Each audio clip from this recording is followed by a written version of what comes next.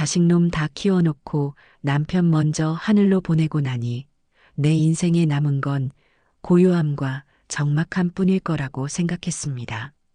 아들 연철이가 결혼해서 분가한 지도 어언 15년. 혼자 사는 이 작은 아파트에서 창밖으로 해가 뜨고 지는 걸 무심히 바라보는 게 제 일상의 전부였지요.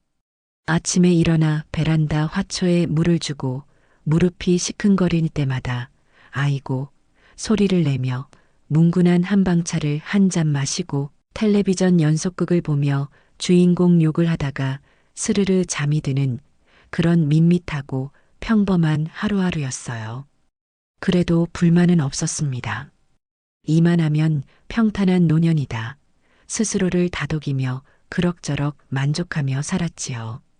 그날도 여느 때와 같이 소파에 앉아 뜨개질을 하며 연속극 재방송을 보고 있었는데 갑자기 현관 도어록 누르는 소리가 요란하게 들렸습니다. 이 시간에 찾아올 사람이 없는데 누구일까? 고개를 갸웃거리는데 곧이어 아들 연철이의 목소리가 들려왔어요. 어머니, 저 연철이에요. 정미랑 같이 왔어요. 참 이상한 일이었죠. 보통은 오기 전에 꼭 전화를 하던 녀석들이었거든요. 무슨 급한 일이라도 생겼나 싶어 얼른 현관으로 나가 문을 열어주었습니다. 문이 열리자마자 며느리 우정미가 과장된 몸짓으로 저를 와락 껴안으며 호들갑을 떨기 시작했어요. 어머니, 저희 왔어요. 보고 싶었어요.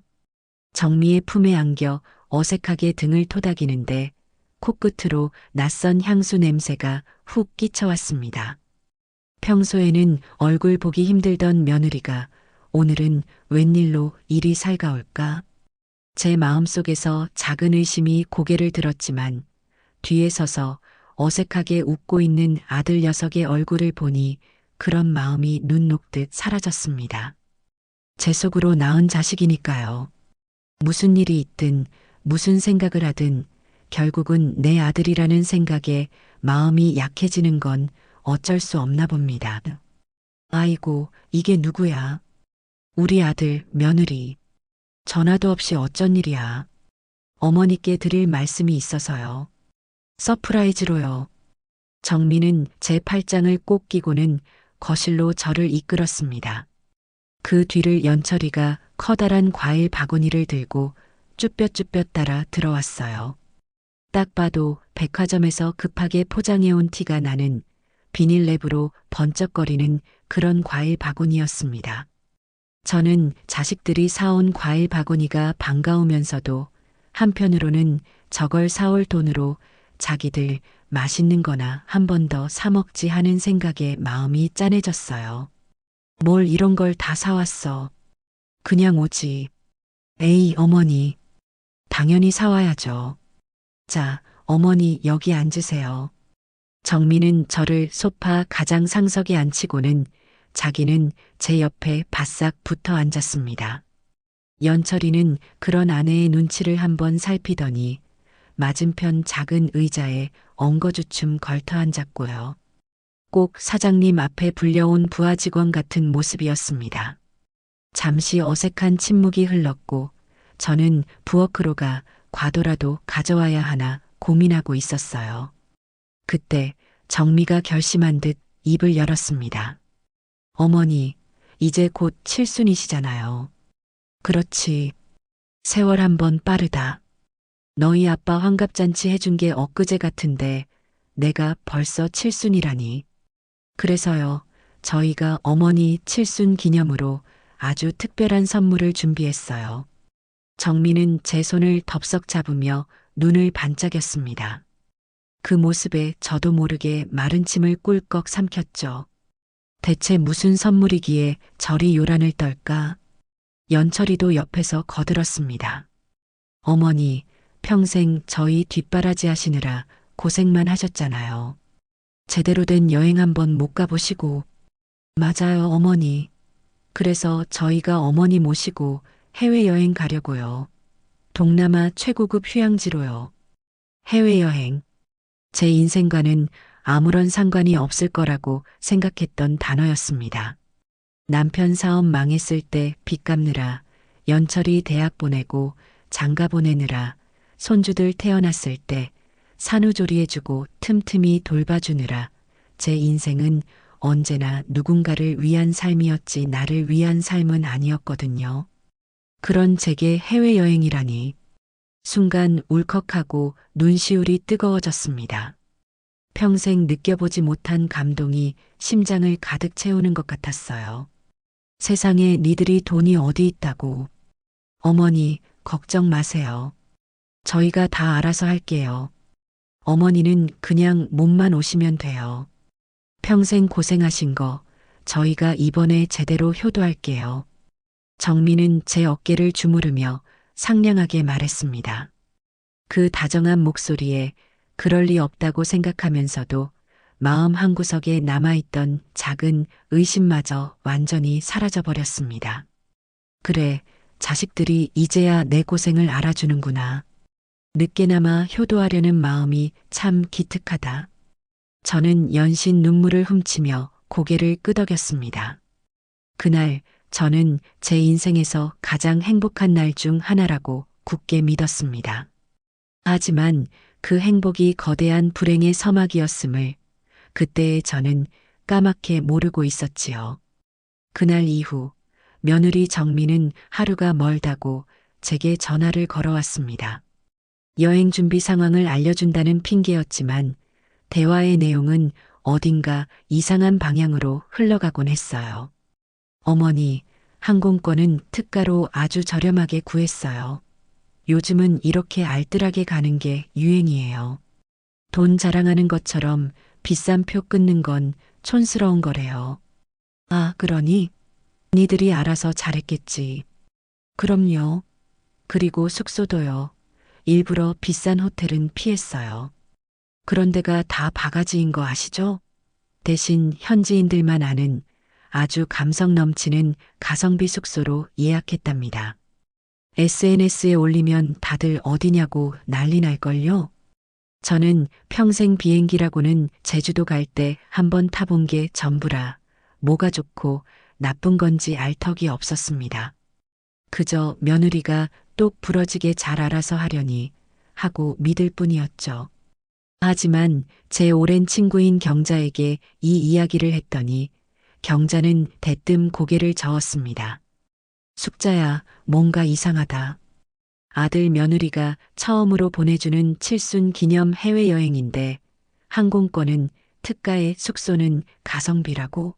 나라면 내 돈을 보태서라도 제일 좋은 걸로 해달라고 하겠다. 에이, 애들 부담될까봐 그러는 거겠지. 마음만 받으면 되지 뭘.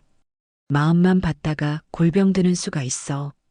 너 그러다 현지 가서 고생만 실컷 하는 거 아니니? 잘 알아봐.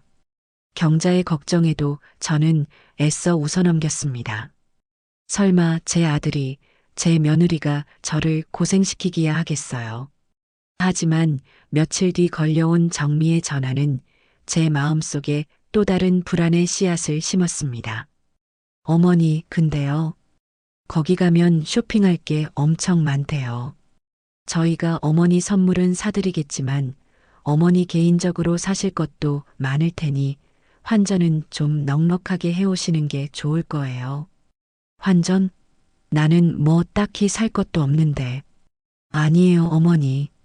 막상 가면 다 사고 싶어진다니까요. 그리고 저희가 모든 걸 다 사드릴 수는 없잖아요. 저희도 빠듯한 살림에 큰맘 먹고 가는 건데. 어머니도 조금은 보태주셔야 저희 부담이 덜하죠. 아시죠? 그 말을 듣는 순간 심장이 쿵 하고 내려앉는 기분이었습니다.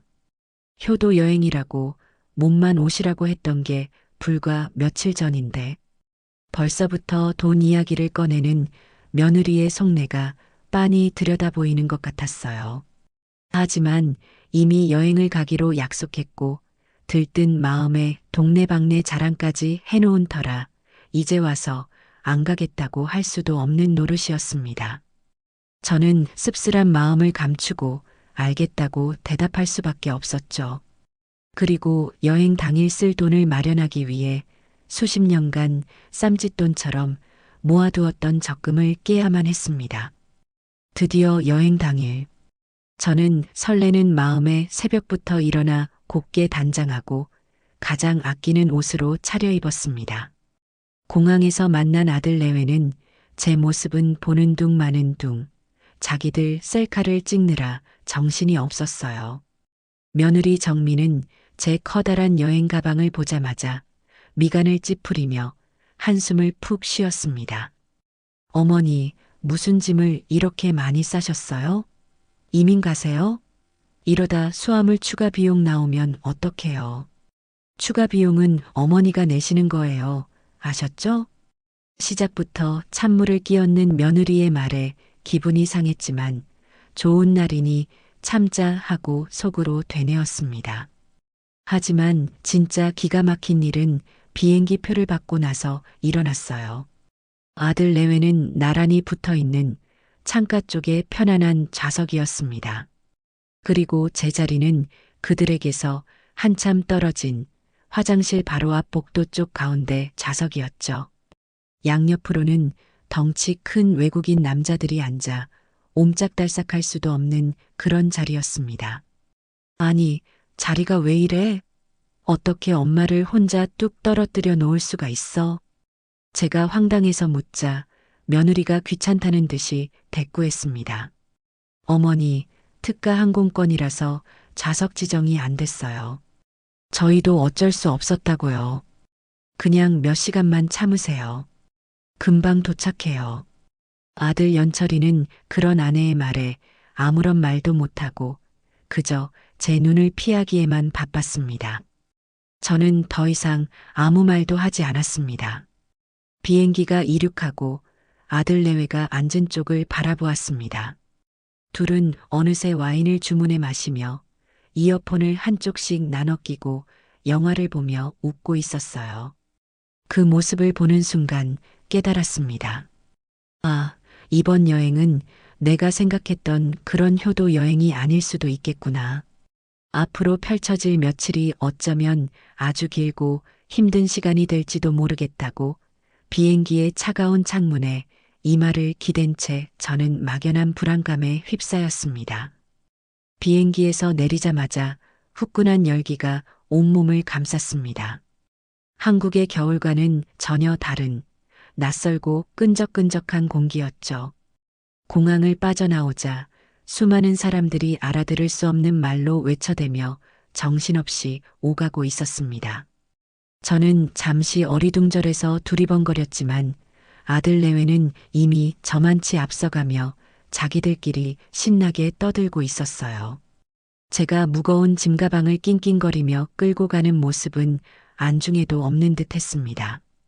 겨우 그들을 따라잡아 택시를 탔는데 며느리 정민은 택시기사에게 스마트폰 화면을 보여주며 유창하지도 않은 영어로 숙소 주소를 알려주더군요. 그 모습이 꽤나 유세하는 것처럼 보였습니다. 어머니, 이제부터 진짜 여행 시작이에요. 기대되시죠?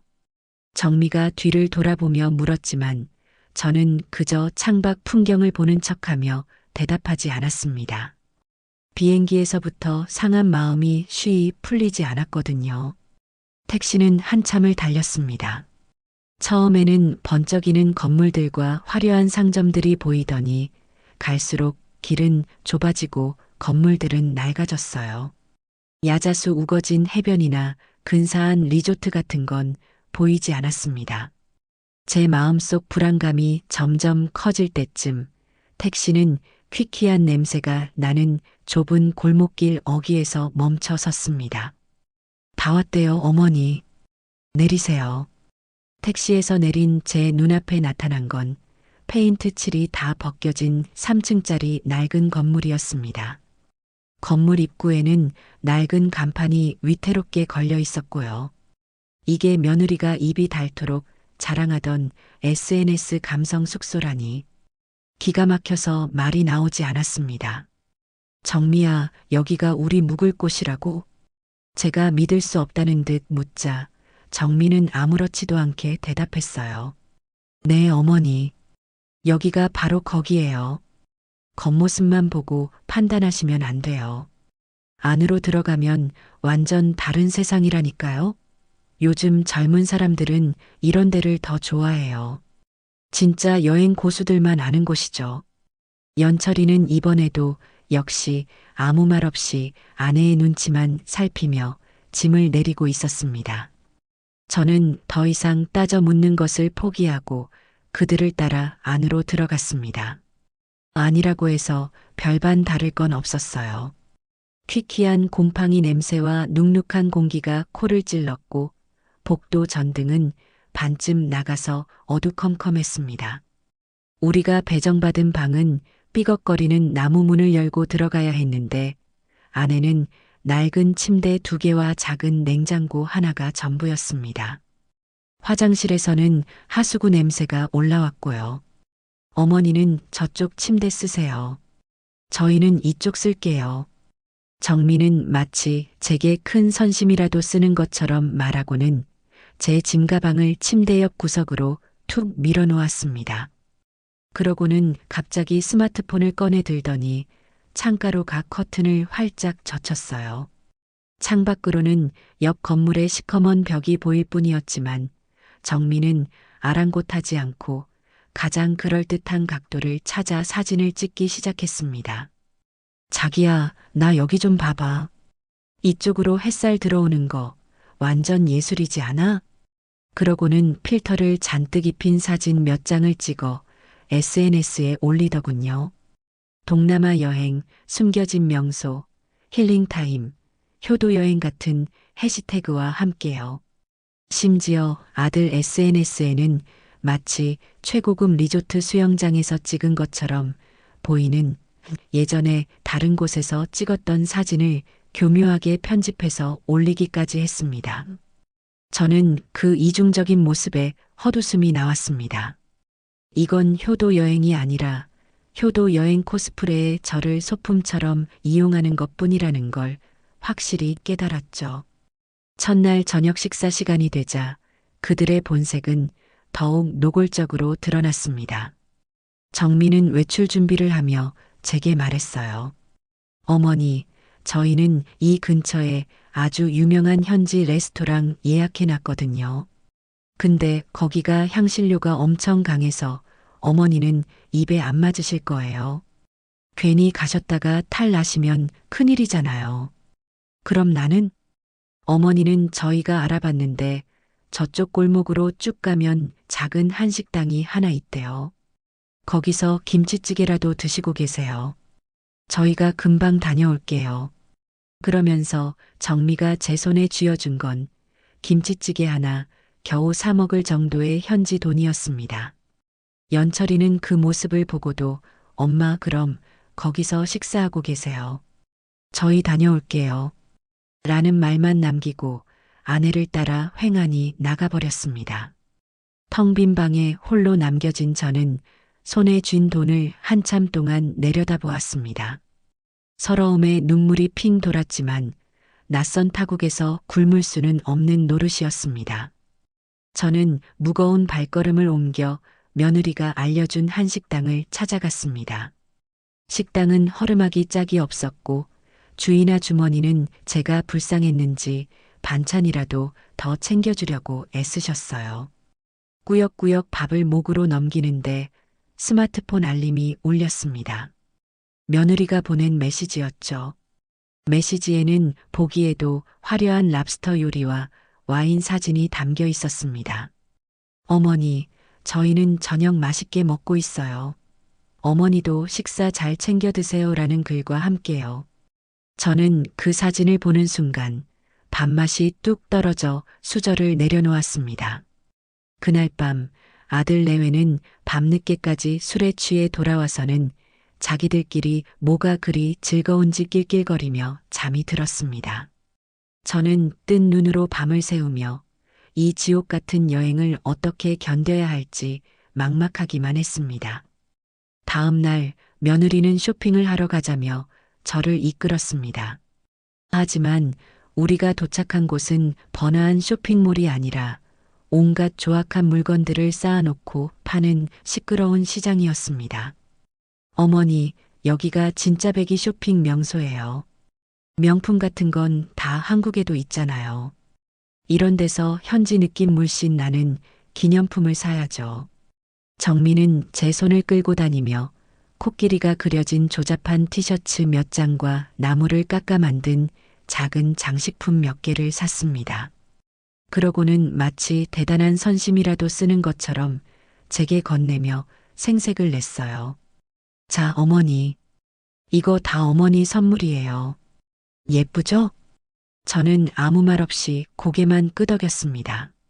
시장 구경을 30분쯤 했을까 정민은 갑자기 피곤한 기색을 내비치며 말했습니다. 어머니, 날도 덥고 슬슬 피곤하시죠?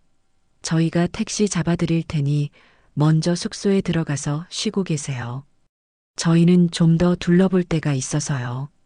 저는 그들의 속셈을 모를 리 없었지만 더 이상 그들과 함께 있는 것 자체가 고역이었기에 군말 없이 알겠다고 했습니다. 정민은 제게 택시비를 쥐어주고는 마치 짐짝을 부리듯 저를 택시에 태워보냈습니다. 택시 뒷좌석에 앉아 백미러로 멀어지는 그들의 모습을 보았습니다. 둘은 제 택시가 골목을 완전히 빠져나가자마자 기다렸다는 듯이 큰 길로 나가 다른 택시를 잡아탔습니다. 그 택시가 향하는 방향은 분명 이 도시에서 가장 큰 명품 아울렛이 있는 곳이었죠. 그날 저녁 숙소로 돌아온 며느리의 양팔에는 제가 평생 이름도 들어보지 못한 번쩍이는 명품 쇼핑백들이 주렁주렁 들려 있었습니다. 연철이는 마치 짐꾼처럼 그 뒤를 따르고 있었고요. 정민은 제 앞에서는 쇼핑백들을 침대 밑에 감추는 척했지만 제가 잠시 화장실에 다녀온 사이 그것들을 하나씩 꺼내보며 거울 앞에서 대보는 모습을 똑똑히 보았습니다. 그 순간 저는 더 이상 분노도 서러움도 느끼지 못했습니다. 대신 차가운 결심 하나가 제 마음속에서 단단하게 굳어지고 있었습니다. 이 여행이 끝나면 내 인생에서 저 두 사람을 완전히 지워버려야겠다고 말입니다. 여행 셋째 날 아침이 밝았습니다. 그날은 아침부터 유난히 소란스러웠어요. 아들 연철이가 갑자기 온 방안을 뒤집어 놓으며 부산을 떨기 시작했습니다. 아, 큰일 났네. 내 지갑이 없어졌어. 연철이는 침대 밑을 들여다보고 옷가지들을 다 털어보고 가방 속을 몇 번이나 확인했지만 지갑은 보이지 않았습니다. 며느리 정민은 옆에서 발을 동동 구르며 안절부절 못하는 연기를 펼쳤죠. 어머, 자기야. 어떡해. 어제 저녁 먹고 나서도 분명히 있었잖아. 혹시 식당에 두고 온 거 아니야? 아니야. 내가 계산하고 분명히 주머니에 넣었어. 아무리 생각해도 없어. 진짜 큰일이다. 카드고 현금이고 다 거기 있는데. 저는 말없이 그 광경을 지켜보았습니다. 너무나도 어설픈 연극이었지만 저는 모른 척 해주기로 했습니다. 그들이 대체 어디까지 하나 보고 싶었거든요. 결국 지갑 찾기를 포기한 연철이는 망연자실한 표정으로 바닥에 주저앉았습니다. 정민은 그런 남편의 등을 토닥이며 위로하는 척하더니 이내 제게로 고개를 돌렸습니다. 그 눈빛에는 기다렸다는 듯한 교활함이 번뜩이고 있었어요. 어머니, 정말 죄송해요. 저희가 너무 부주의했나 봐요. 오늘 일정은 다 취소해야 할 것 같아요. 지갑 잃어버린 건 안 됐지만 그렇다고 여행 와서 방에만 있을 수는 없지 않니? 그래도 돈이 하나도 없는데 어떡해요. 정미가 말끝을 흐리자 연철이가 마지못해 입을 열었습니다. 엄마, 정말 죄송한데 오늘 하루만이라도 엄마 카드로 좀 쓰면 안 될까요? 한국 돌아가자마자 바로 갚아드릴게요. 올 것이 왔구나 싶었습니다. 저는 잠시 망설이는 척하다가 지갑에서 제 카드를 꺼내 아들에게 건넸습니다. 여기 있다. 잃어버리지 말고 잘 써라. 어머니, 정말 감사해요. 역시 어머니밖에 없어요. 정민은 제 손에서 카드를 거의 낚아채다시피 하더니 언제 걱정했냐는 듯 얼굴에 환한 미소를 피웠습니다. 신기한 일이었습니다. 제 카드를 손에 쥐자마자 아들 내외의 씀씀이는 하루아침에 달라졌습니다. 어제까지만 해도 길거리 음식 하나 사 먹는 것조차 아까워하던 그들이 갑자기 최고급 레스토랑에 들어가 가장 비싼 메뉴를 주문하고 유명 관광지에서는 기다리는 시간이 아깝다며 웃돈을 주고 입장권을 샀습니다. 정민은 기념품 가게에 들어갈 때마다 망설임 없이 물건을 집어들었고 그때마다 연철이는 제 카드를 꺼내 척척 긁어댔습니다. 어머니, 이것도 예쁘죠? 이것도 어머니 선물이에요. 정민은 제게 선물을 사준다는 명목으로 사실은 자기가 갖고 싶은 것들을 잔뜩 사들였습니다. 그러면서 제 옆에 붙어 연신아양을 떨었죠. 어머니, 역시 돈은 이럴 때 쓰려고 버는 거죠. 안 그래요? 아낄 땐 아끼더라도 쓸 땐 화끈하게 써야 인생이 즐거운 거 아니겠어요? 저는 아무 대답 없이 그저 쓴웃음만 지었습니다. 제 피 같은 돈이 저들의 허영심을 채우는데 연기처럼 사라지는 것을 지켜보는 심정은 겪어보지 않은 사람은 모를 겁니다. 그날 오후 우리는 전망 좋은 야외 카페에 자리를 잡았습니다. 시원한 바람이 불어오고 눈앞에는 아름다운 바다가 펼쳐져 있었지만 제 마음은 조금도 편치 않았어요. 분명 저들에게는 다른 꿍꿍이가 있을 거라는 예감이 들었기 때문입니다. 아니나 다를까 잠시 주변 풍경을 감상하는 척하던 연철이가 조심스럽게 입을 열었습니다. 엄마, 드릴 말씀이 있는데요. 그래, 해봐라. 저 엄마 지금 사시는 아파트 말이에요. 드디어 본론이 나오는구나 싶었습니다. 저는 들고 있던 찻잔을 내려놓고 아들의 얼굴을 똑바로 쳐다보았습니다. 연철이는 제 시선을 피하며 우물쭈물 말을 이었습니다. 그 아파트, 이제 엄마 혼자 사시기에는 너무 크고 관리하기도 힘드시잖아요. 그리고 그냥 그렇게 두면 매년 세금만 많이 나오고. 연철이의 말이 길어지자 옆에서 듣고 있던 정미가 답답하다는 듯이 끼어들었습니다. 어머니, 제가 확실하게 말씀드릴게요. 요즘 같은 저금리 시대에 아파트 하나만 덜렁 가지고 있는 건 정말 바보 같은 짓이에요. 현금 유동성이 전혀 없잖아요. 그래서 나더러 뭘 어쩌라는 거니? 저희가 아는 아주 확실한 투자처가 있어요. 어머니. 상가 건물인데 월세가 아주 꼬박꼬박 잘 나오는 곳이거든요. 어머니 아파트 파시고 그 돈 저희한테 맡기시면 저희가 거기에 투자를 해서요. 매달 따박따박 연금처럼 생활비를 드릴게요. 지금보다 훨씬 편하고 풍족하게 사실 수 있다니까요. 정민은 마치 저에게 엄청난 은혜라도 베푸는 것처럼 의기양양하게 말했습니다. 그 말을 듣고 있는 제 속에서는 천불이 났습니다. 남편과 함께 평생 고생해서 장만한 우리 가족의 역사가 고스란히 담겨 있는 그 집을 팔아서 자기들 사업 자금으로 쓰겠다는 속셈이 너무나도 빤히 보였기 때문입니다. 저를 위하는 척 포장하고 있지만 결국은 제 마지막 남은 재산까지 빼앗아 가려는 수작질에 불과했습니다. 저는 더 이상 듣고 있을 가치도 없다고 판단했습니다. 됐다. 저는 단호하게 그들의 말을 잘랐습니다. 그럴 생각 추호도 없으니 그 얘기는 다시는 꺼내지도 마라. 네. 아니, 어머니.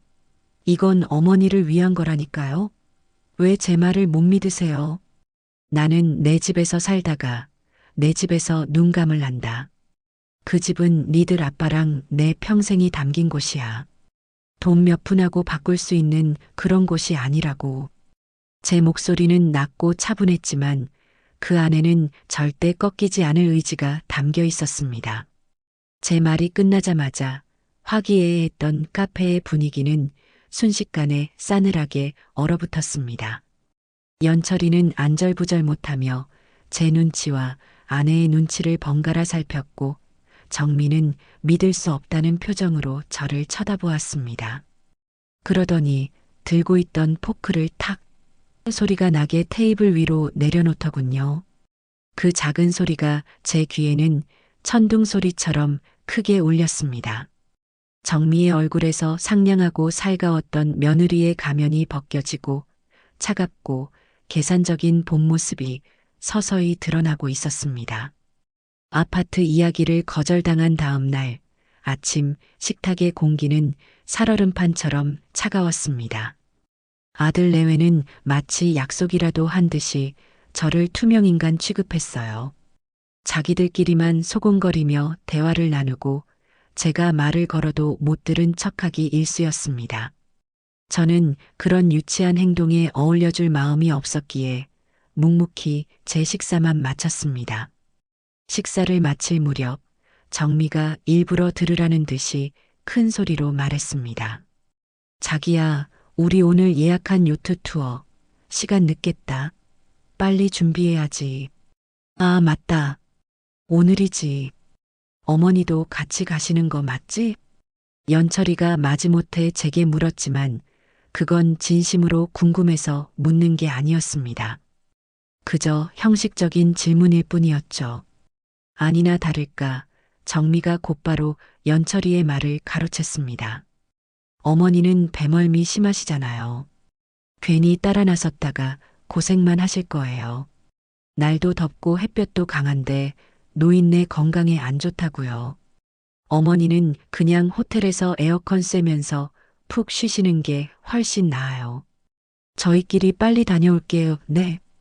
그 말에는 저를 걱정하는 마음이라고는 눈곱만큼도 담겨 있지 않았습니다. 그저 귀찮은 짐짝은 두고 가겠다는 뜻을 교묘하게 돌려 말하는 것뿐이었죠. 저는 그들의 위선에 대꾸할 가치조차 느끼지 못했습니다.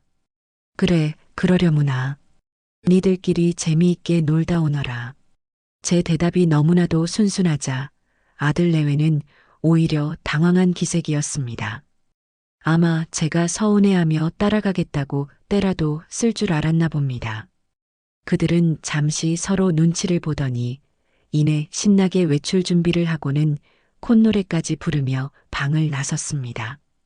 쾅 하고 문이 닫히는 소리가 들리자 방 안에는 다시 정적이 찾아왔습니다.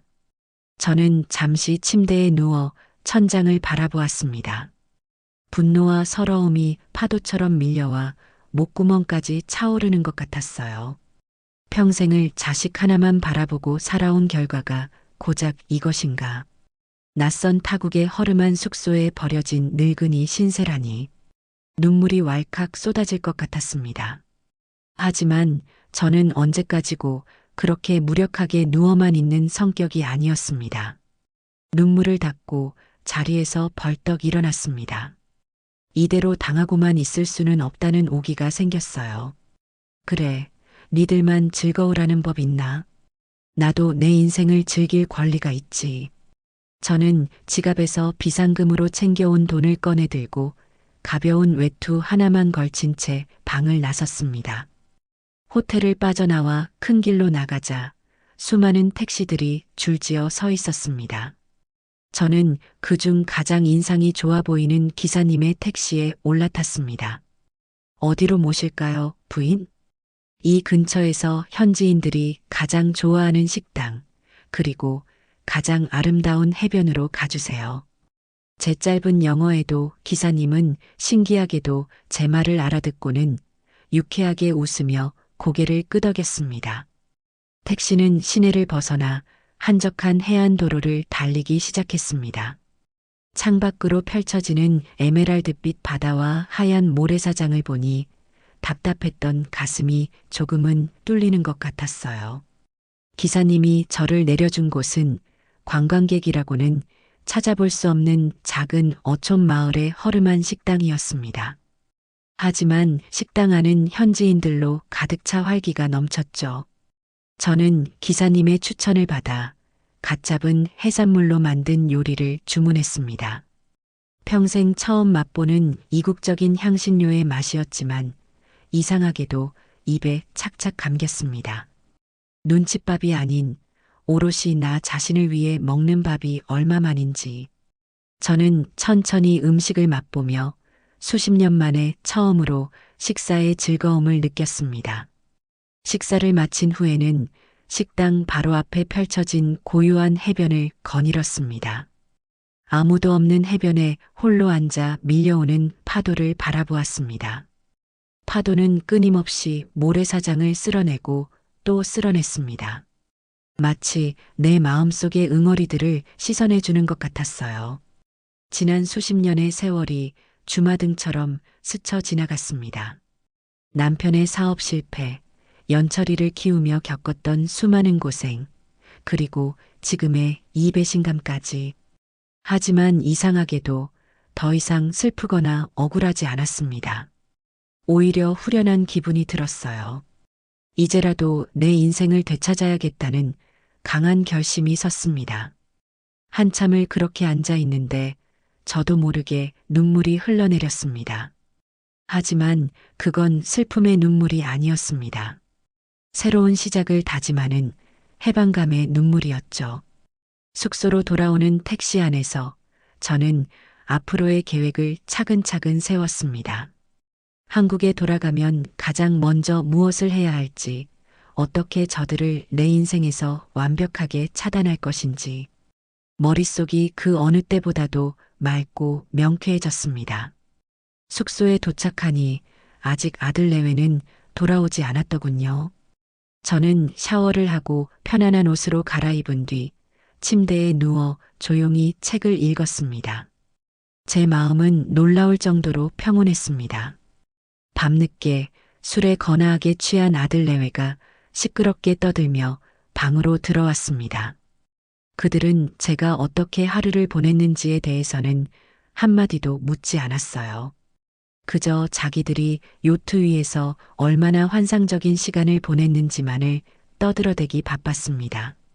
저는 아무런 대꾸도 하지 않고 책만 읽었습니다. 제 침묵이 거슬렸는지 정미가 짜증 섞인 목소리로 물었습니다. 어머니, 뭐 기분 안 좋은 일 있으세요? 왜 대답을 안 하세요? 아니다. 피곤해서 그런다. 피곤하시다니 그럼 얘기가 더 잘 되겠네요. 어머니, 저희가 낮에 곰곰이 생각해 봤는데요. 어머니가 아파트 파는 걸 왜 그렇게 반대하시는지 알 것 같아요. 저희를 못 믿으시는 거죠? 정민은 어느새 제 침대 옆으로 다가와 앉으며 다시 아파트 이야기를 꺼냈습니다. 저는 읽던 책을 조용히 덮었습니다. 그 얘기는 그만하라고 했을 텐데. 아니, 어머니, 끝까지 들으셔야죠. 저희가 못 믿어오시면 변호사 공증이라도 받으면 되잖아요.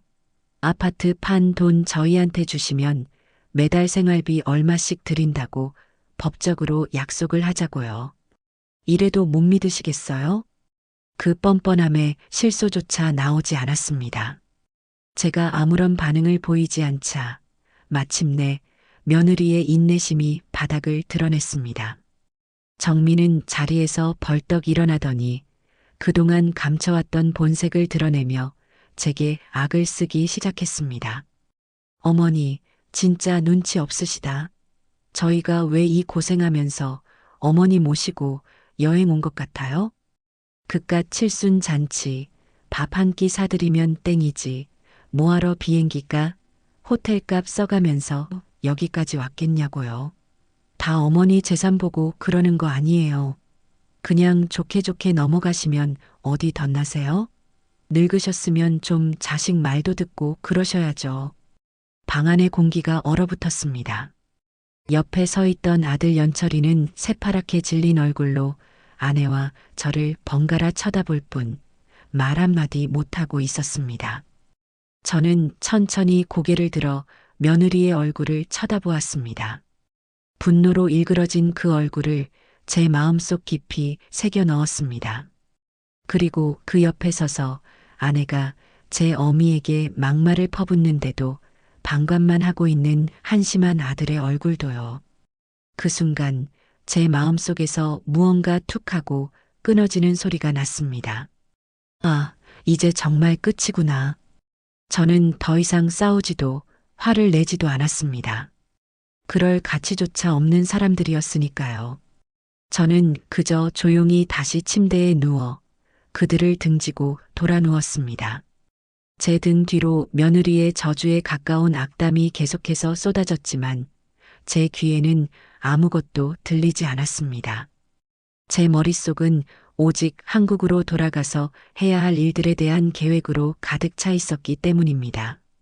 이 지옥 같은 여행은 제 인생의 마지막 장을 여는 통쾌한 서막이 될 것이었습니다. 그날 밤 저는 잠들지 못했습니다. 눅눅한 냄새가 배어있는 얇은 이불을 턱 끝까지 끌어당겨 덮었지만 등 밑에서는 삐걱거리는 낡은 침대의 스프링이 제 모든 뒤척임을 기억하듯 소리를 냈습니다.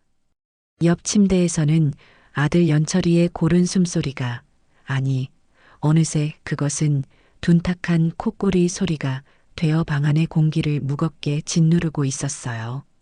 그 옆에서는 며느리 정미가 쌕쌕거리며 깊은 잠에 빠져 있었습니다. 낮에 제게 퍼부었던 그 모진 말들이 무색할 만큼 두 사람은 참으로 평온해 보였습니다. 저는 어둠 속에서 눈을 뜬 채 천장에 매달린 낡은 실링팬이 느릿느릿 돌아가는 것을 하염없이 바라보았습니다. 팬이 한 바퀴 돌 때마다 제 인생의 장면들이 필름처럼 스쳐 지나갔습니다. 갓난아기였던 연철이가 제 품에 안겨 처음으로 엄마라고 옹알이하던 순간의 벅찬 감동. 유치원 가기 싫다고 울며 제 다리에 매달리던 작은 몸의 무게. 초등학교 입학식 날 삐뚤빼뚤한 글씨로 쓴 어머니 은혜 카드를 제게 내밀며 수줍게 웃던 아이의 얼굴. 사업에 실패한 남편 때문에 온 가족이 길거리에 나앉을 뻔했을 때 어린 연철이가 제 손을 꼭 잡으며 엄마 내가 돈 많이 벌어서 호강시켜 줄게라고 말했던 그 기특한 목소리. 그 목소리 하나를 믿고 저는 식당 주방 허드렛 일부터 시작해 안 해본 일 없이 억척같이 살았습니다. 제 무릎과 허리가 닳아 없어지는 것은 조금도 아깝지 않았어요.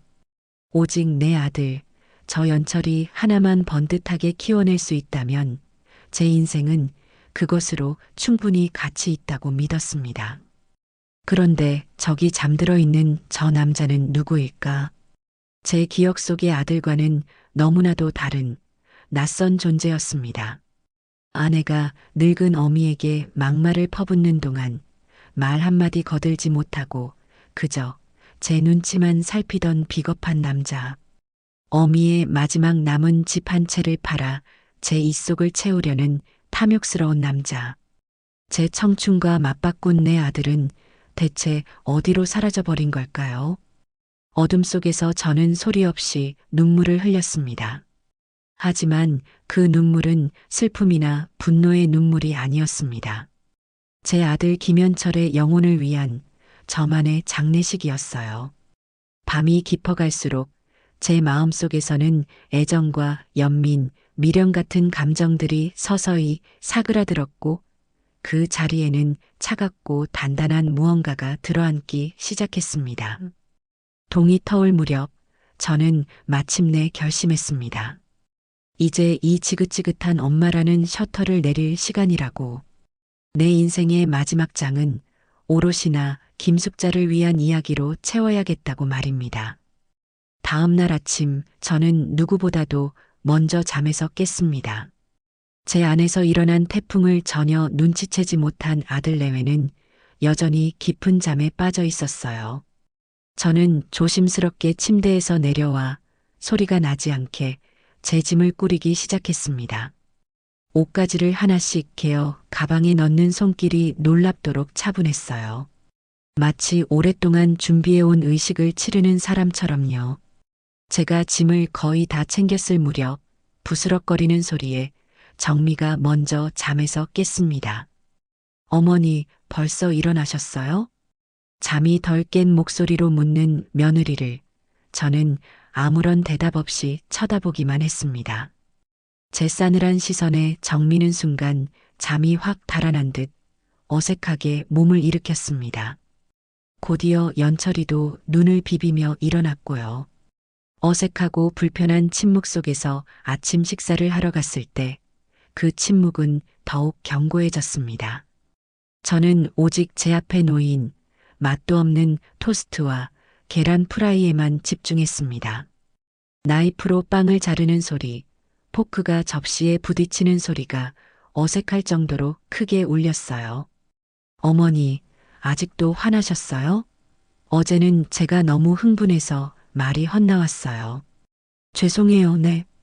정미가 애써 웃는 얼굴을 하며 사과를 건넸지만 그 말에는 단 한 톨의 진심도 담겨 있지 않았습니다. 그저 이 상황을 빨리 모면하고 싶은 기색이 역력했죠.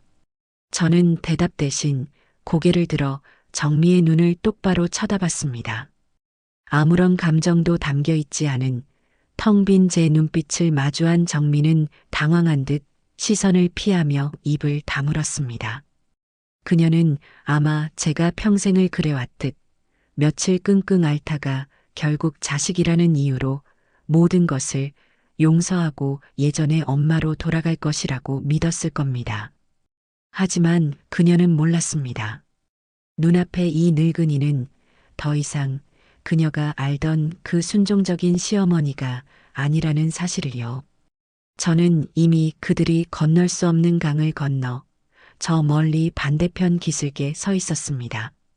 공항으로 돌아가는 내내 그들은 저를 없는 사람 취급하며 자기들끼리만 이야기를 나눴습니다. 한국에 돌아가면 무얼 할 것인지, 누구를 만날 것인지, 새로 산 명품 가방을 언제 들고 나갈 것인지에 대한 시시껄렁한 대화들이었죠. 저는 그들의 대화를 배경음악처럼 들으며 창밖으로 빠르게 스쳐 지나가는 풍경에만 시선을 고정했습니다. 마침내 인천공항에 도착했을 때 저는 제 인생에 새로운 막이 오르고 있음을 직감했습니다. 수많은 인파와 소음 속에서도 제 마음은 이상할 정도로 평온했고 머릿지속은 앞으로 해야 할 일들로 명쾌하게 정리되어 있었어요. 수화물을 찾는 컨베이어 벨트 앞에서 한참을 기다려 제 짐가방이 모습을 드러냈습니다. 제가 가방을 끌어내리자 옆에 서 있던 연철이가 당연하다는 듯이 제 가방 손잡이를 잡으며 말했습니다. 엄마, 이쪽으로 가요. 택시 타는 곳 저쪽이에요. 같이 가시죠. 그 순간 저는 걸음을 멈췄습니다. 그리고 천천히 고개를 돌려 제 아들이라고 불렸던 남자의 얼굴을 바라보았습니다.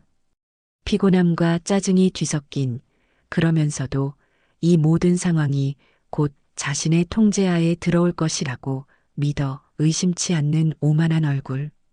저는 그 얼굴을 제 기억 속에서 영원히 지워버리기라도 하듯 아주 오랫동안 그리고 아주 깊게 응시했습니다. 제 눈빛에서 무언가 읽었는지 연철이의 얼굴에 당혹감이 스쳐 지나갔습니다. 엄마 왜 그러세요?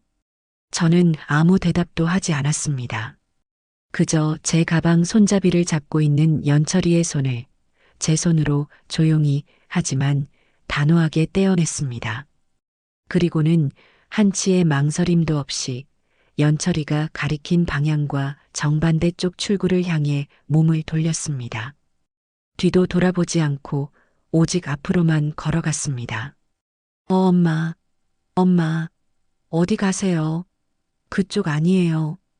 등 뒤에서 저를 부르는 연철이의 절박한 목소리가 비수처럼 날아와 꽂혔습니다. 정미의 당황한 비명도 들리는 듯 했습니다. 수많은 사람들이 웅성거리며 저와 그들을 번갈아 쳐다보는 시선이 느껴졌지만 저는 조금도 개의치 않았습니다.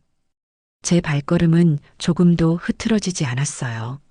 수십 년간 저를 올가매었던 질긴 굴레를 끊어내고 자유를 향해 나아가는 제 인생에서 가장 당당하고 힘찬 걸음이었습니다.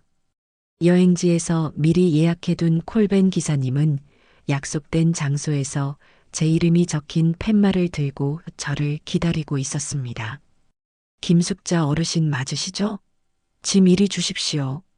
기사님의 친절한 안내를 받으며 차에 올라타자 바깥 세상의 모든 소음이 거짓말처럼 차단되었습니다. 차가 부드럽게 출발하고 저는 백미러를 통해 저 멀리 출구 앞에서 여전히 저를 찾고 있는 듯 허둥대는 두 사람의 모습을 보았습니다. 점점 작아져 점처럼 사라지는 그 모습을 끝으로 저는 조용히 눈을 감았습니다. 길고 길었던 그리고 지긋지긋했던 내 인생의 일막이 그렇게 막을 내리고 있었습니다. 집으로 돌아오는 길은 제게 단순한 귀가가 아니었습니다. 그것은 새로운 삶을 향한 출정식과도 같았어요. 콜벤의 푹신한 시트에 몸을 기댄 채 저는 앞으로 해야 할 일들을 하나씩 머릿속으로 정리했습니다. 감상에 젖어 있을 시간은 없었습니다. 저들이 정신을 차리고 다시 제게 접근해 오기 전에 모든 방어막을 완벽하게 구축해야만 했죠. 집에 도착하자마자 기사님께 넉넉하게 팁을 챙겨드리고 현관문 앞에 여행 가방을 세워둔 채 곧장 밖으로 나섰습니다. 제 손에는 지난 몇 년간 제 모든 연락을 담고 있던 낡은 스마트폰이 들려 있었습니다. 가장 먼저 찾아간 곳은 동네에서 가장 큰 통신사 직영점이었습니다. 번호표를 뽑아들고 잠시 기다리는 동안 저는 제 휴대폰에 저장된 수백 개의 연락처를 스크롤하며 내려보았습니다. 그중 90% 이상은 아들 내외와 관련된 사람들이었습니다. 아들의 친구들, 며느리의 친정 식구들, 그들의 동창들까지. 저는 미련 없이 그 번호들을 하나씩 삭제하기 시작했습니다. 제 새로운 인생에는 더 이상 필요 없는, 아니, 있어서는 안 될 이름들이었죠. 꼭 필요한 몇몇 친구와 친척의 번호만 수첩에 옮겨 적고 나머지는 모두 깨끗하게 지워버렸습니다. 고객님, 무엇을 도와드릴까요? 드디어 제 차례가 되어 상담 창구로 갔을 때 저는 조금의 망설임도 없이 말했습니다. 이 번호 오늘부로 해지하고 싶습니다. 그리고 완전히 새로운 번호로 가장 최신형 휴대폰을 사고 싶어요. 보통의 노인 고객들과는 다른 제 단호한 태도에 직원은 의아한 표정을 지었지만 이내 친절하게 업무를 처리해 주었습니다. 새로운 휴대폰을 고르고 요금제를 선택하고 수많은 서류에 서명을 하는 동안 저는 조금도 지루하거나 힘들지 않았습니다. 오히려 독립선언문에 서명이라도 하는 독립투사처럼 비장한 기분마저 들었죠. 모든 절차가 끝나고 직원은 제 옛날 휴대폰에서 유심칩을 빼내 제게 건넸습니다. 저는 그 작은 칩을 받아들자마자 두 손가락으로 힘을 주어 딱 소리가 나게 반으로 부러뜨렸습니다. 그리고는 망설임 없이 옆에 있던 쓰레기통에 던져버렸어요. 제 과거와 완벽하게 작별을 고하는 순간이었습니다. 새 휴대폰을 손에 쥐고 대리점을 나서자 세상이 다르게 보이는 것 같았습니다. 수첩에 적어두었던 친구 경자의 번호를 첫 번째로 저장하고 곧바로 통화 버튼을 눌렀습니다. 여보세요? 누구세요? 경자야, 나 숙자다. 내 새 번호다. 이제부터는 이리로만 전화해. 어머, 숙자 너 여행에서 돌아왔구나. 고생 많았다. 근데 갑자기 번호는 왜 바꾼 거야? 무슨 일 있었어? 저는 경자에게 지난 며칠간 겪었던 지옥 같은 일들을 하나도 빠짐없이 털어놓았습니다. 비행기 좌석부터 시작해서 낡아 빠진 숙소, 눈칫밥을 먹어야 했던 식사, 아들 내외의 명품 쇼핑, 그리고 마침내 제 아파트를 팔아넘기라고 했던 그들의 파렴치한 요구와 며느리의 막말까지. 제 이야기가 길어질수록 수학이 넘어 경자의 숨소리는 점점 거칠어졌습니다. 세상에 그런 천하의 나쁜 놈들이 내가 그럴 줄 알았다. 처음부터 그 여행은 뭔가 꿍꿍이가 있는 거라니까. 그래서 너는 어떻게 하기로 했는데? 나 그 녀석들하고 연 끊으려고. 내 인생에서 아주 깨끗하게 도려낼 생각이야. 잘했다. 숙자야. 100번, 1000번 잘한 결정이야. 독하게 마음 먹어야 해. 괜히 마음 약해져서 어영부영 넘어가면 너는 평생 그놈들한테 피 빨려 먹히다 끝나는 거야. 무슨 일 있으면 나한테 제일 먼저 전화해. 알았지? 친구의 불같은 지지에 흔들리던 제 마음에 마지막 쐐기가 박히는 기분이었습니다. 경자와의 통화를 마친 저는 곧바로 다음 목적지로 향했습니다. 동네에서 가장 큰 철물점이었죠. 저는 그곳에서 가장 비싸고 튼튼해 보이는 디지털 도어록을 골랐습니다. 그리고 곧바로 출장 설치를 요청했어요. 집에 돌아와 짐도 풀지 않고 기다리니 금세 기술자 아저씨가 도착했습니다. 저는 현관문에 달린 이제는 아들 내외의 침입을 막아줄 수 없는 낡은 도어록을 가리켰습니다. 이거 당장 떼어주시고요. 저기 저걸로 바꿔주세요. 이 세상에서 가장 안전하게요. 기술자 아저씨는 능숙한 솜씨로 기존의 도어록을 해체하기 시작했습니다. 문에서 뜯겨져 나가는 낡은 기계 뭉치를 보니 제 마음속의 묵은 체증이 함께 뜯겨져 나가는 것처럼 후련했습니다. 잠시 후 그 자리에는 번쩍이는 최신형 도어록이 위용을 드러내며 자리 잡았습니다. 저는 기술자 아저씨의 안내에 따라 떨리는 손으로 제 오른쪽 검지에 지문을 등록했습니다. 평생 자식들을 위해 밥을 짓고 빨래를 하고 돈을 벌었던 바로 그 손가락이었습니다. 이제 그 손가락은 그들을 막아서는 견고한 벽이 될 것이었습니다. 그리고 새로운 비밀번호로는 단 한순간도 잊어본 적 없는 먼저 세상을 떠난 남편의 생일을 눌렀습니다. 이 집의 주인은 오직 나와 당신뿐이라는 하늘에 있는 남편을 향한 저만의 약속이었죠. 모든 설치가 끝나고 저는 새로워진 현관문 앞에 서서 한참을 바라보았습니다. 그리고 안에서 굳게 문을 잠갔습니다. 철컥하고 둔탁한 소리가 울려 퍼지는 순간 저는 비로소 제 공간 안에서 완벽한 안전함을 느꼈습니다. 다음 날 저는 아침 일찍부터 은행으로 향했습니다. 미리 VIP 상담 예약을 해둔 덕분에 조용한 상담실에서 편안하게 자산관리사와 마주 앉을 수 있었습니다. 제 명의로 된 모든 금융 자산, 다시 한번 완벽하게 점검하고 싶습니다. 저 외에는 그 누구도 심지어 제 아들이라도 단 1원도 손댈 수 없도록 모든 안전장치를 걸어주세요.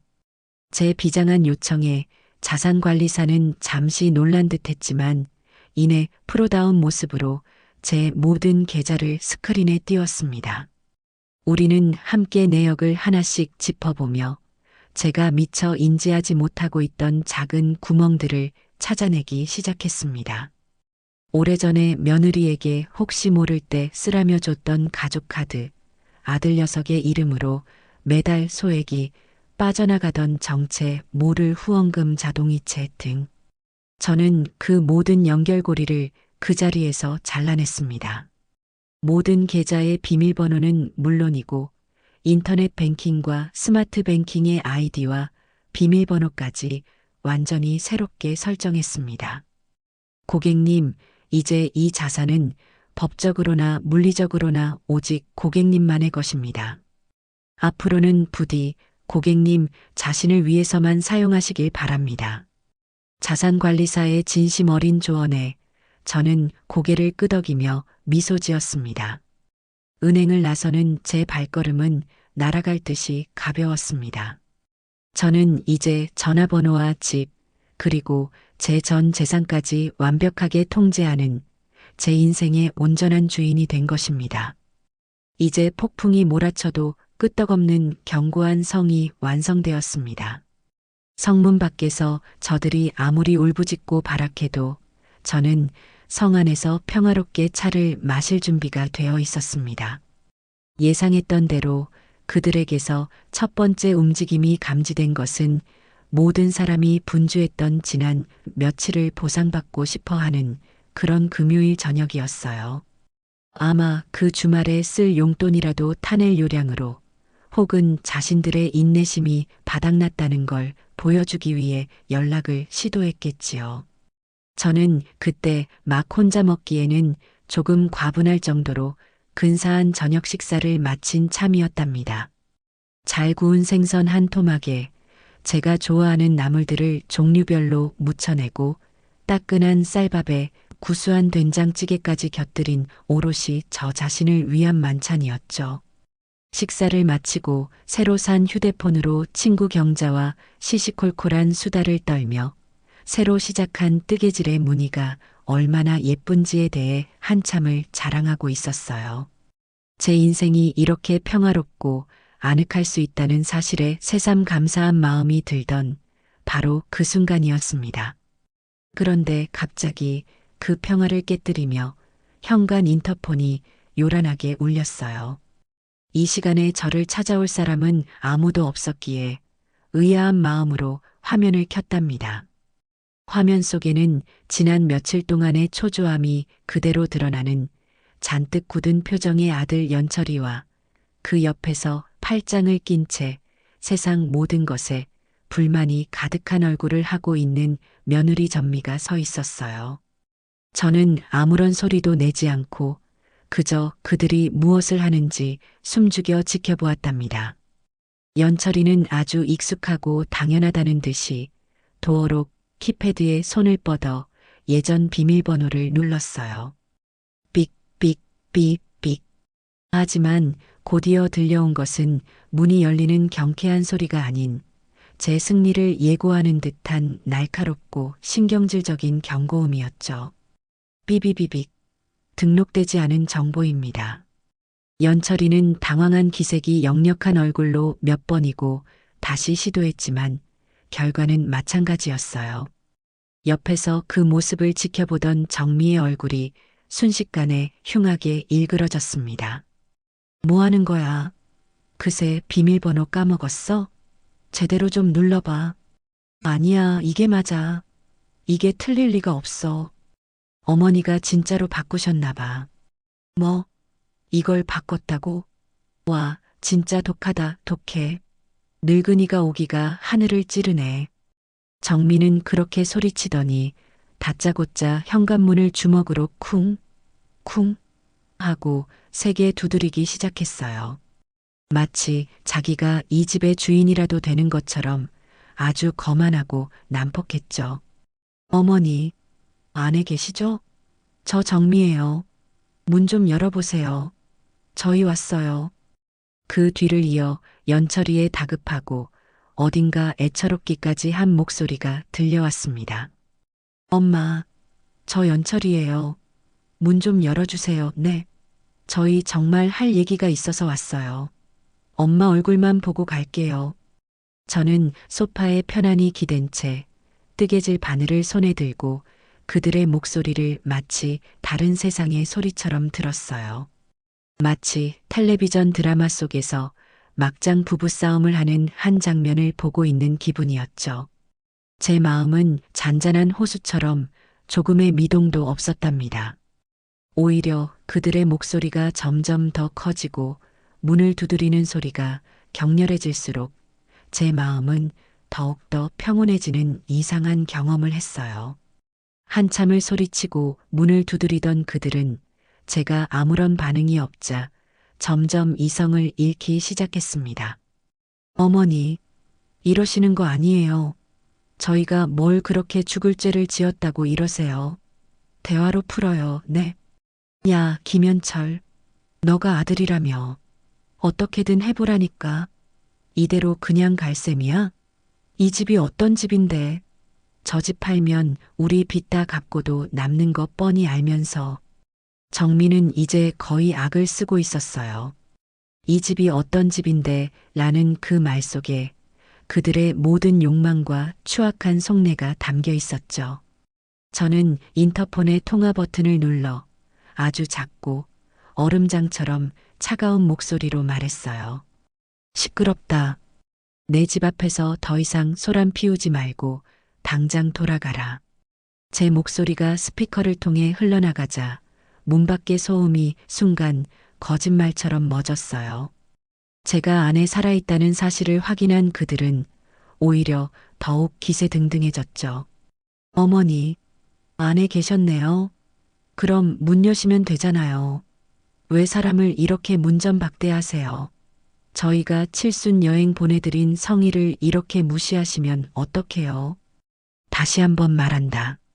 1분 안에 당장 여기서 사라지지 않으면 경찰을 부를 수밖에 없다. 경찰이라는 말에 그들은 잠시 주춤하는 듯 했어요. 하지만 그것도 잠시 정미가 다시 길길이 날뛰기 시작했죠. 경찰이요? 지금 저희를 협박하시는 거예요? 좋아요. 부르세요. 어디 한번 불러보시라고요. 경찰 오면 누가 더 창피한지 한번 보자고요. 자식 집에 못 들어가게 막는 비정하고 독한 늙은이라고 온 동네에 소문 다 날 줄 아세요. 저는 더 이상 상대할 가치를 느끼지 못하고 인터폰 전원을 꺼버렸어요. 그리고는 텔레비전 채널을 돌려 가장 시끄러운 주말 예능 프로그램을 틀고 볼륨을 최대로 높였답니다. 웃고 떠드는 연예인들의 목소리가 거실을 가득 메웠고 문 밖에서 들려오던 그들의 저주 섞인 고함 소리는 이내 잦아들었어요. 1시간쯤 지났을까 시끄럽던 현관밖이 마침내 조용해졌어요.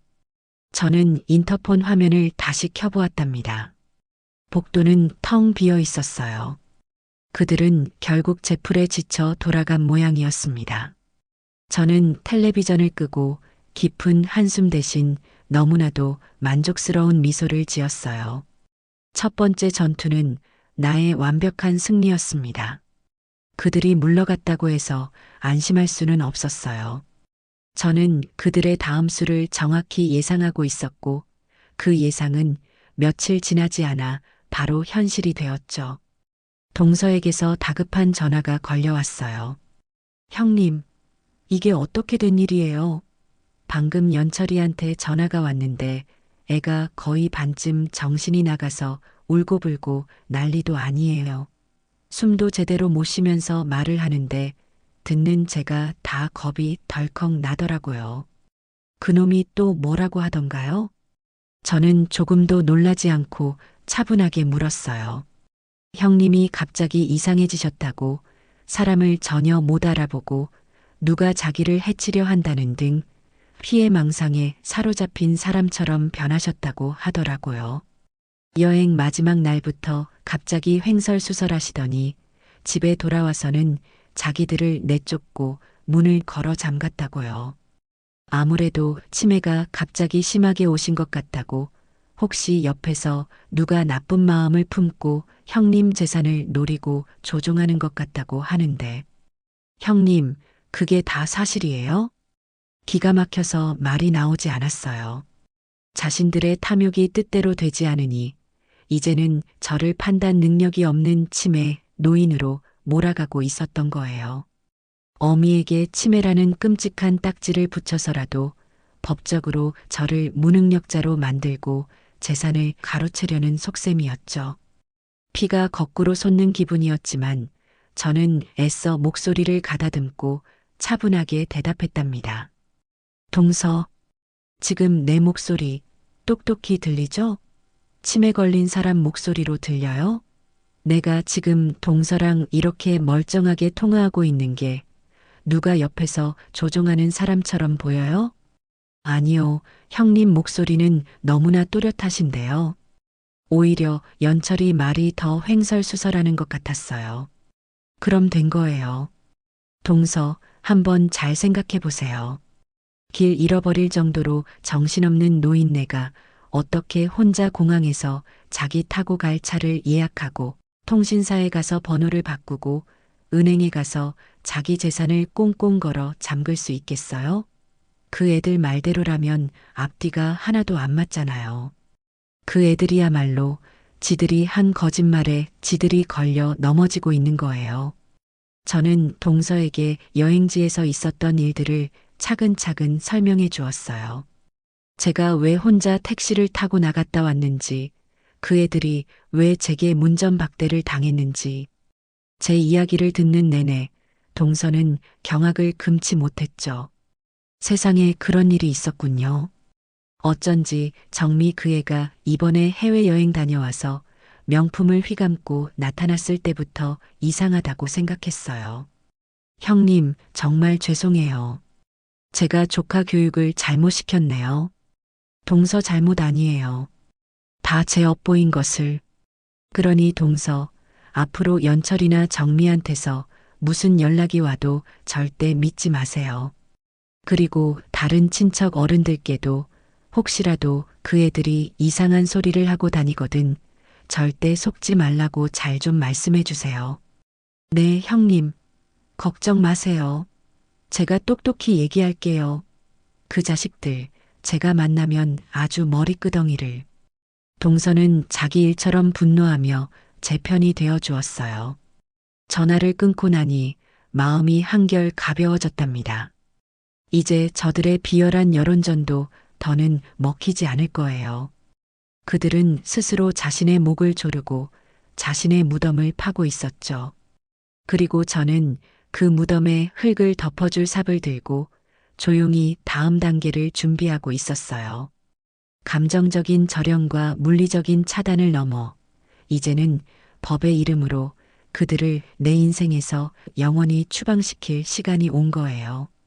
자식이 어미를 정신 나간 노인네로 몰아간다는 건 세상의 그 어떤 날카로운 칼보다도 더 아프게 가슴을 베는 법이지요. 그런데 참 이상하게도 저는 그 소식을 들었을 때 더는 슬프거나 억울한 마음이 들지 않았어요. 오히려 제 마음속에 신라처럼 위태롭게 남아있던 마지막 미련과 연민까지 남은 한 톨 없이 깨끗하게 불태워버린 기분이랄까요?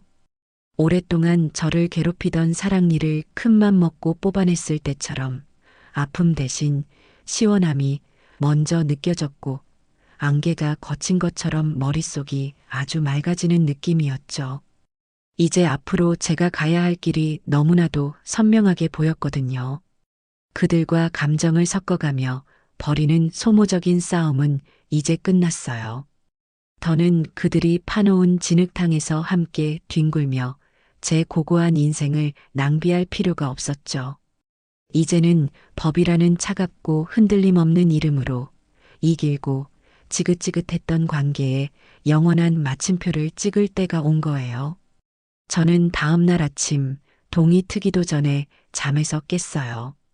그리고는 장롱 가장 깊숙한 곳, 남편의 채취가 희미하게 밴 양복들 뒤에 고이 모셔두었던 외출복을 꺼내 입었답니다. 남편이 살아생전 제 마지막 생일에 당신은 고운 사람이라 이런 색이 잘 어울린다며 선물해준 고급스러운 옷이었죠. 이 옷을 이런 날에 이런 마음으로 다시 입게 될 줄은 정말 꿈에도 몰랐지만 어쩌면 오늘이야말로 제 nak은 인생에서 가장 중요한 날이 될지도 모른다는 생각에 허리를 굳이 꼿꼿이 세우고 옷매무새를 가다듬었어요. 거울 앞에 선 제 모습은 더 이상 초라하고 기력 없는 늙은이가 아니었어요.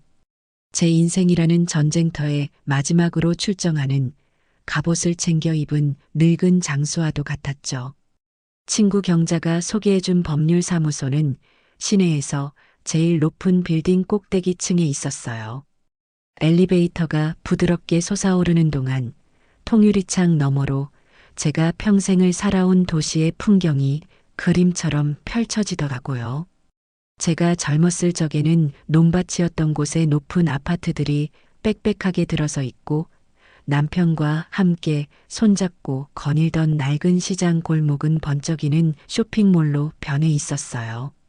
저 수많은 불빛 아래 지금 이 순간에도 저처럼 자식 때문에 가슴앓이하며 밤을 지새우는 부모가 얼마나 많을까.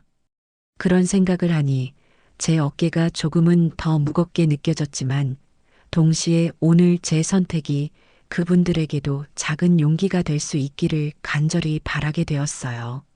사무실에 들어서니 은은한 클래식 음악과 향긋한 커피 향이 저를 맞았어요. 제가 생각했던 딱딱하고 위압적인 분위기와는 전혀 다른 아주 편안하고 세련된 공간이었죠. 잠시 후 상담실 문이 열리고 경자의 조카라는 젊은 변호사가 들어왔는데 사진으로 봤던 것보다 훨씬 더 훤칠하고 다부진 인상의 청년이었어요. 그는 저를 보자마자 90도로 허리를 숙이며 아주 깍듯하게 인사를 했죠. 어머님, 먼 길 오시느라 고생 많으셨어요. 저는 박준서 변호사라고 합니다. 이모님께 어머님 이야기 전해 듣고 꼭 한번 직접 뵙고 싶었어요. 그의 진심이 느껴지는 눈빛과 예의 바른 태도에 저는 처음 만났는데도 마음의 경계를 풀 수 있었답니다. 그는 제게 따뜻한 대추차를 한 잔 건네면서 마치 오랜만에 만난 친척 어른을 대하듯 다정하게 말을 건넸어요. 어머님, 오늘 여기서 하시는 모든 말씀은 어머님과 저 단둘만 아는 비밀이에요.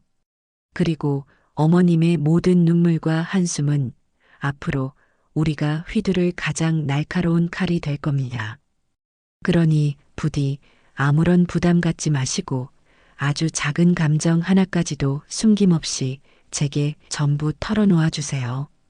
그 믿음직스러운 목소리에 용기를 내서 저는 지난 몇 달간 제 안에서만 골마 터지던 이야기들을 하나씩 꺼내놓기 시작했어요.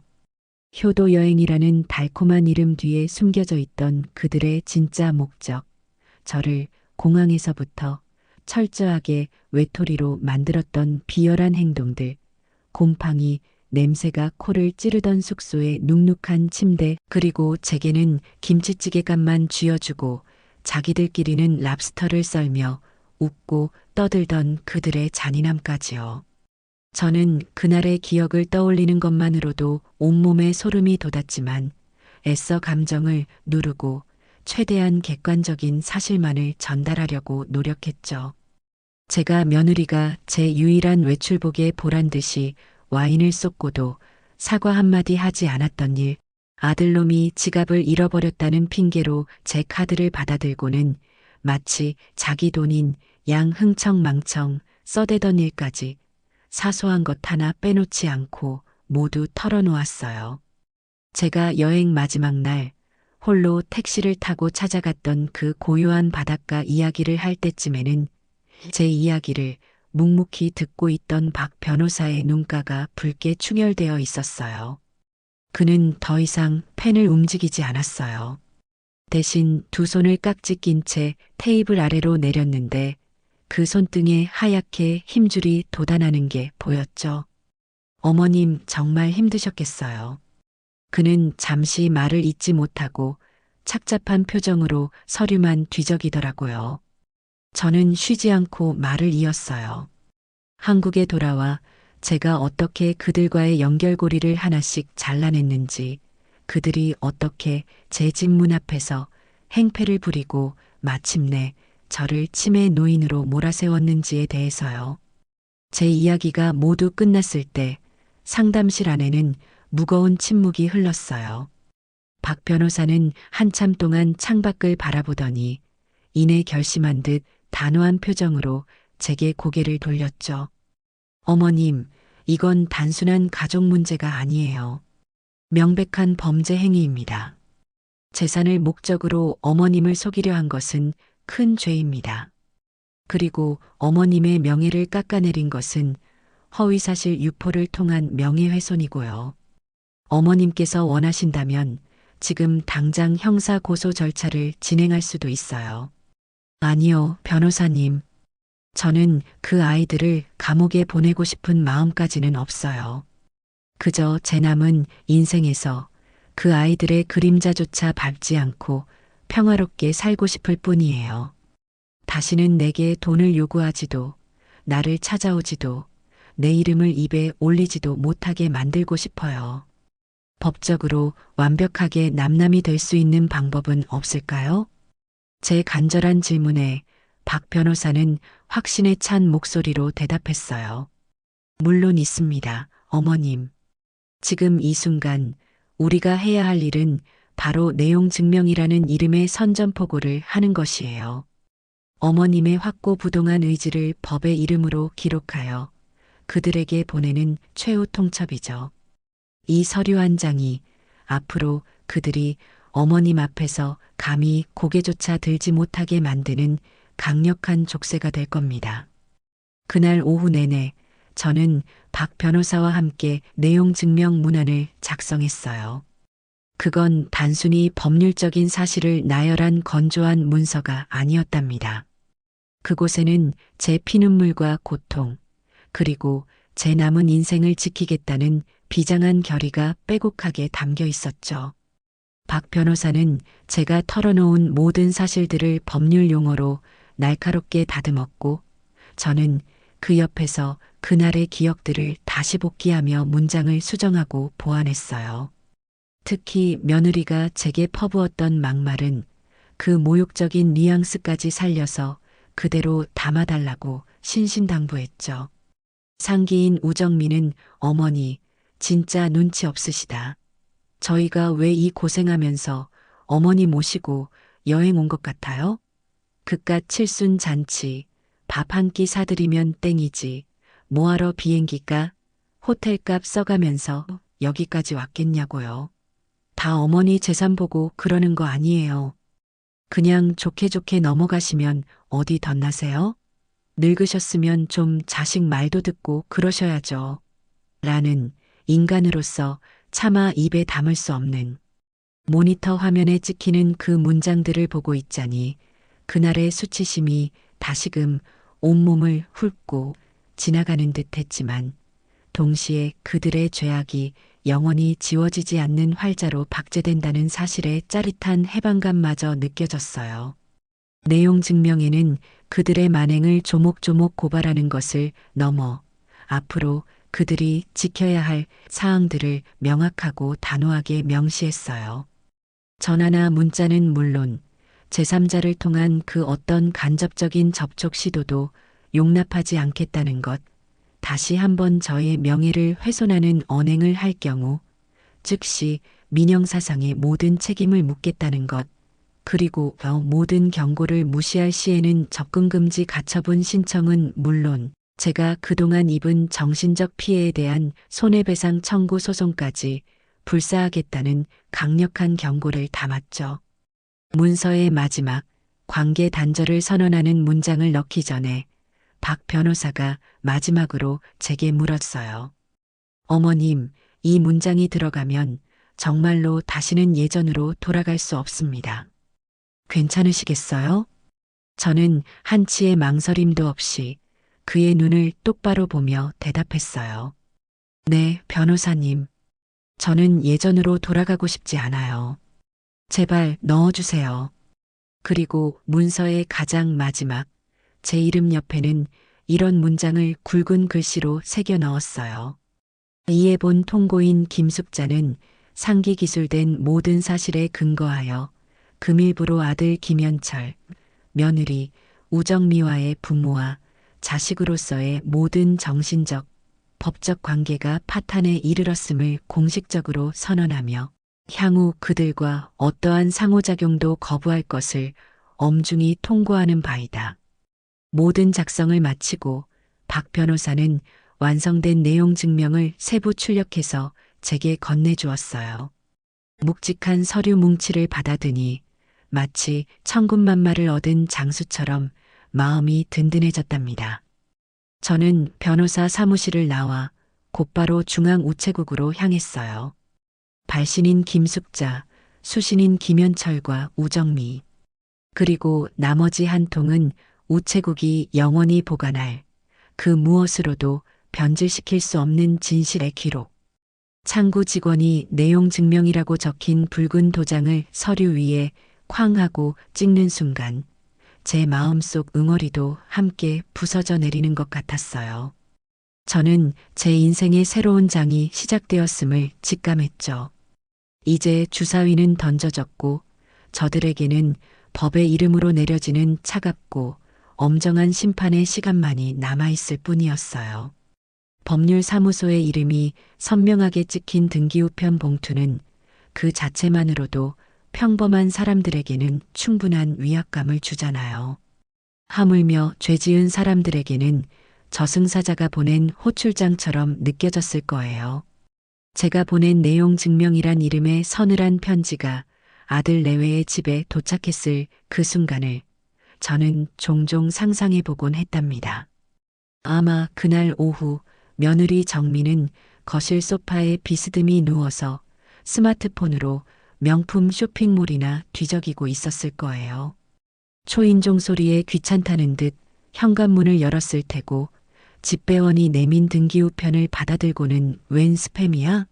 하면서 무심코 봉투를 찢었겠죠.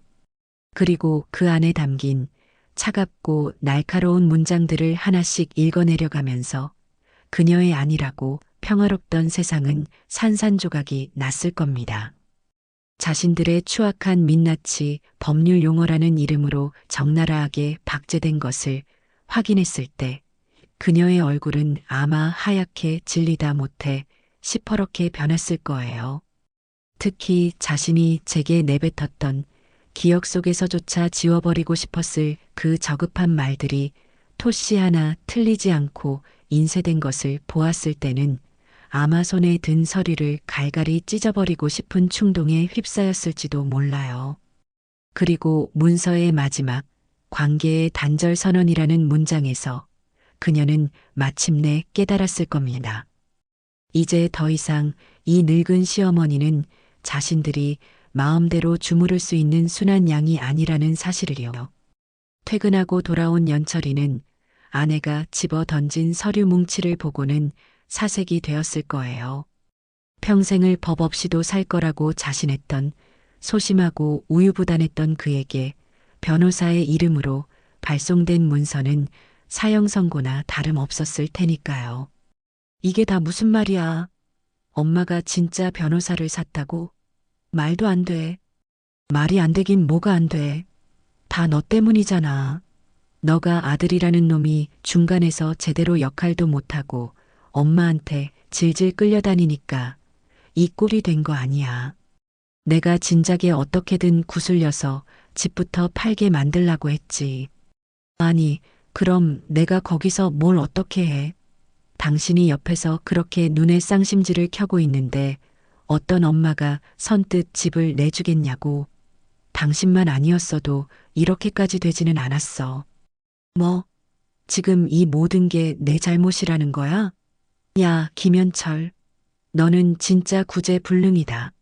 아니, 엄마 재산 하나 제대로 못 받아내는 주제에 어디서 큰 소리야.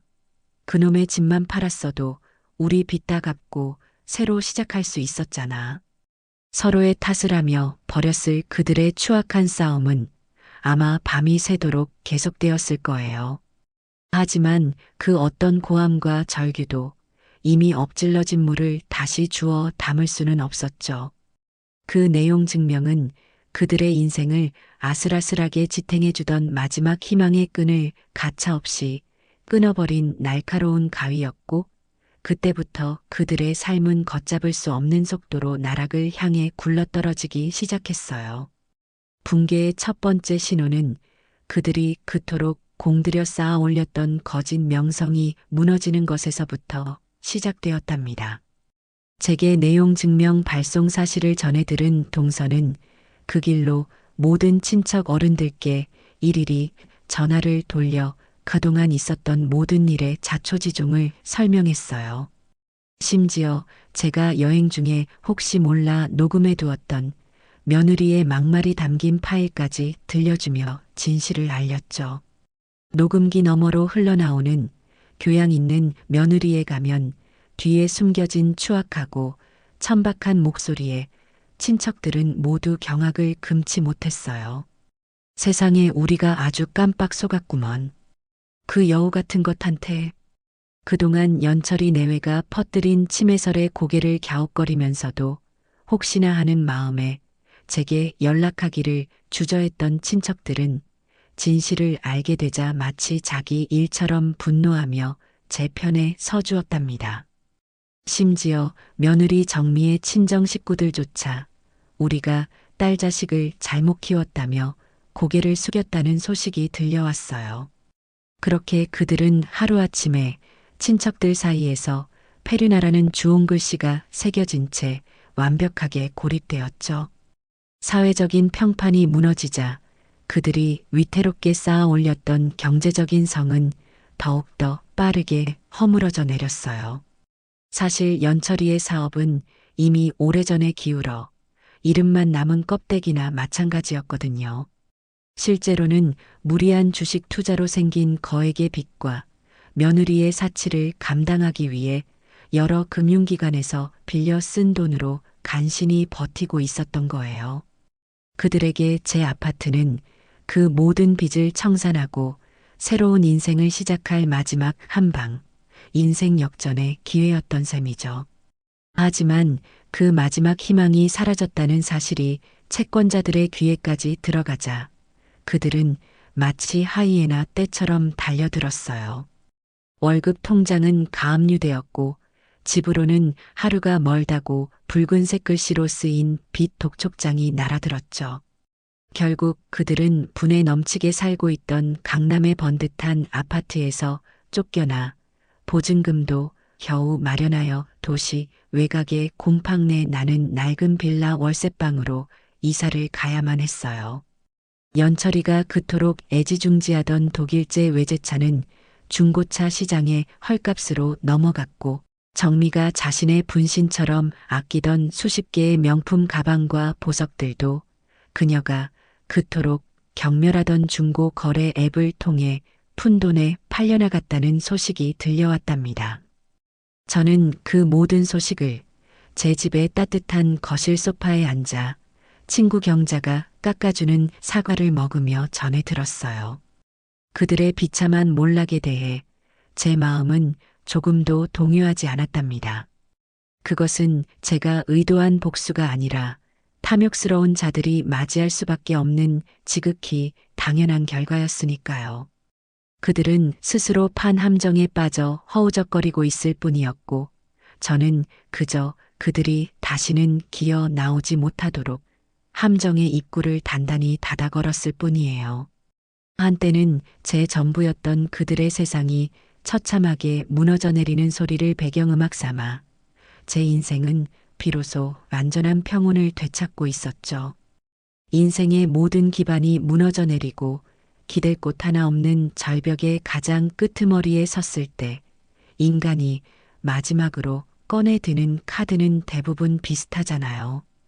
바로 눈물이라는 세상에서 가장 오래되고 또 가장 질긴 무기 말이에요.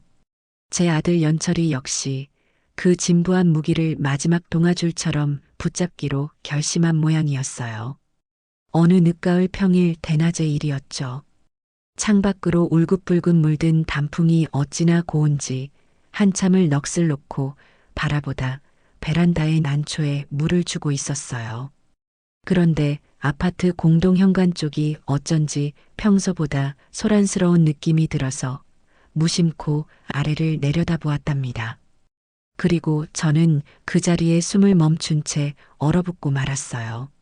아파트 입구, 차가운 시멘트 바닥 위에 한 남자가 죄인처럼 무릎을 꿇고 있는 게 아니겠어요.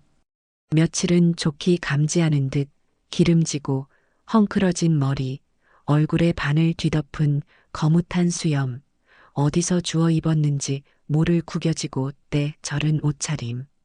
한때는 제법 번듯한 모습으로 제 자랑이었던 아들, 김현철의 너무나도 비참하고 낯선 모습이었죠. 연철이는 처음에는 그저 고개를 푹 숙인 채 어깨를 잘게 들썩이며 흐느끼는 듯 했어요. 출근 시간이 지나 한산해진 아파트 단지를 오가던 몇몇 이웃들은 저 사람이 왜 저러나 하는 이상한 눈초리로 힐끔거리며 지나칠 뿐이었죠. 하지만 잠시 후 마치 약속된 연극의 이막이 오르기라도 한 것처럼 그는 갑자기 땅바닥에 이마를 찧으며 목청껏 울부짖기 시작했어요. 그 소리는 어찌나 처절하고 컸던지 아파트 단지 전체가 쩌렁쩌렁 울려서 놀고 있던 새들이 푸드덕거리며 날아오를 정도였답니다. 어머니, 이 불효자식이, 이 천하의 못된 놈이 어머니께 용서를 빌러왔습니다. 제가 다 잘못했습니다.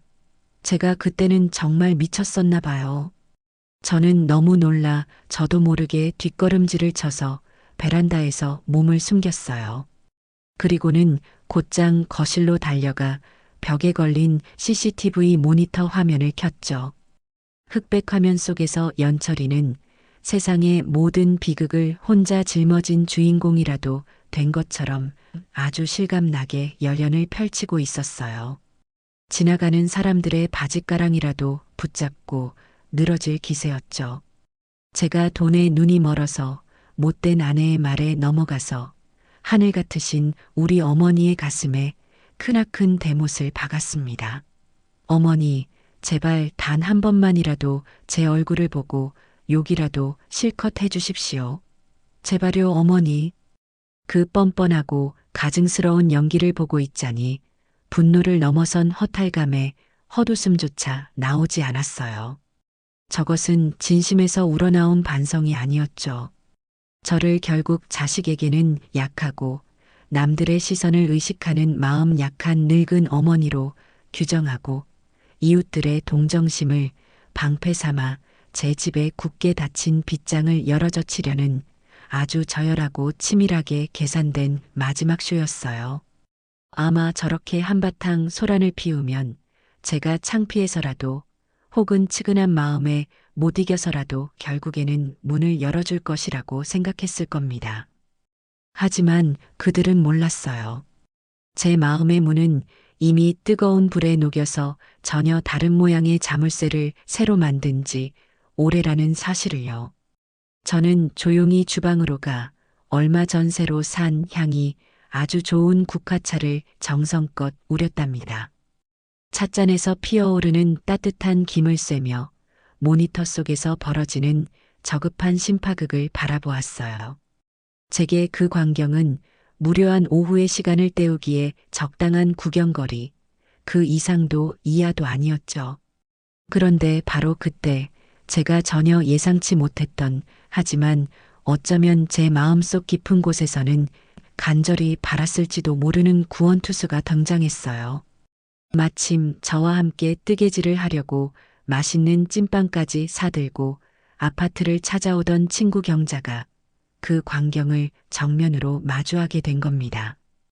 경자는 처음에는 눈을 동그랗게 뜨고 저게 뭔가 하는 표정으로 상황을 파악하는 듯 하더니 이내 무릎 꿇은 남자가 연철이라는 것을 알아보고는 분노로 얼굴이 시뻘개졌어요. 그리고는 한치의 망설임도 없이 연철이를 향해 성큼성큼 다가갔죠. 그 걸음걸이는 마치 적장을 향해 돌진하는 여장군처럼 너무나도 위풍당당하고 거침이 없었어요. 너 지금 여기서 무슨 추태야? 벼락처럼 내리꽂히는 경자의 호통에 연철이는 화들짝 놀라 고개를 들었어요. 아마 제 친구 경자가 이 시간에 나타날 것이라고는 꿈에도 예상하지 못했겠죠. 아, 저 경자 아주머니. 아주머니? 지금 누가 누구 보고 아주머니라는 겐가. 내가 자네 같은 파렴치한 놈한테 아주머니 소리 들을 이유가 없어. 그 더러운 눈물 당장 닦고 썩 일어서지 못해.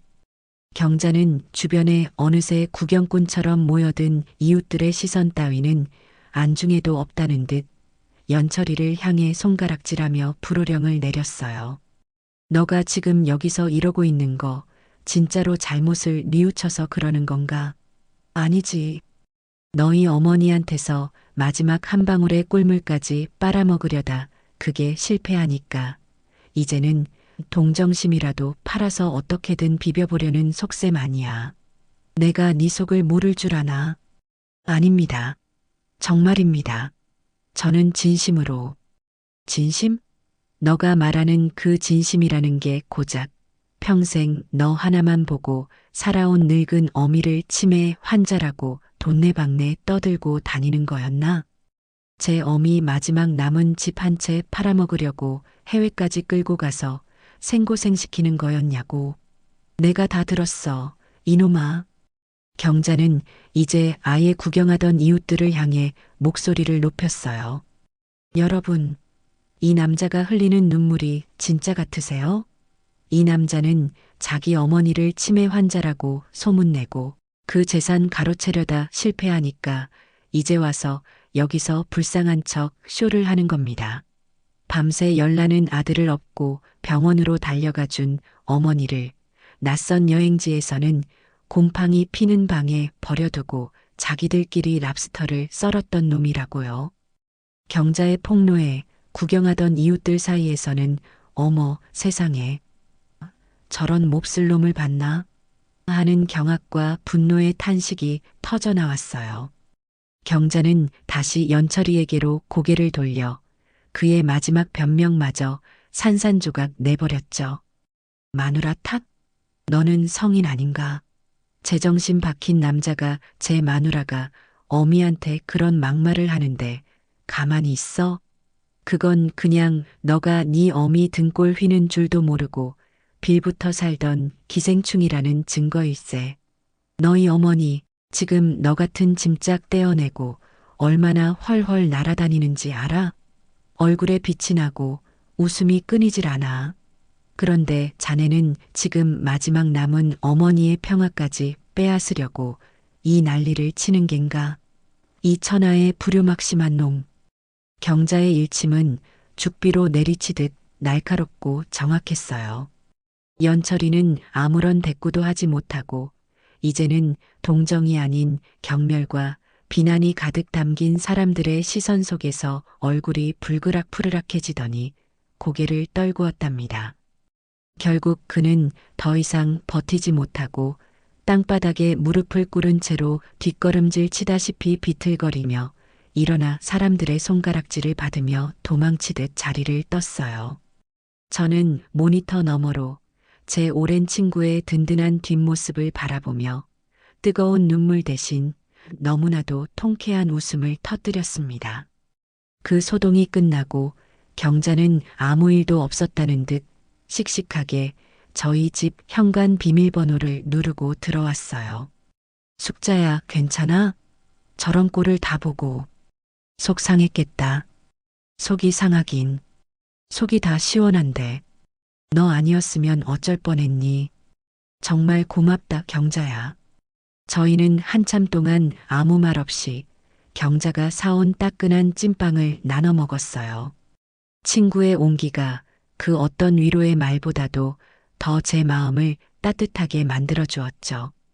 그날 경자가 돌아가고 저는 혼자 깊은 생각에 잠겼답니다. 그리고 마침내 이 모든 이야기의 마지막 페이지를 장식할 제 인생의 가장 중요한 결심을 하게 되었어요. 며칠 뒤 저는 다시 한번 박준서 변호사의 사무실을 찾았어요.